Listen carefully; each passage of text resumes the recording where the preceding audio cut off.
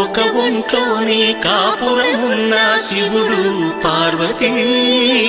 శతమానం భవతి తనువులు రెండు తామొకటైన సీతారాములకి శతమానం భవతి ఒక ఒంట్లోనే కాపురమున్న శివుడు పార్వతీ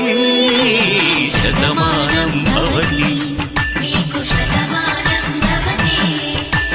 తనువులు రెండు తామొకటైన సీతారాములకి శతమానం భవతి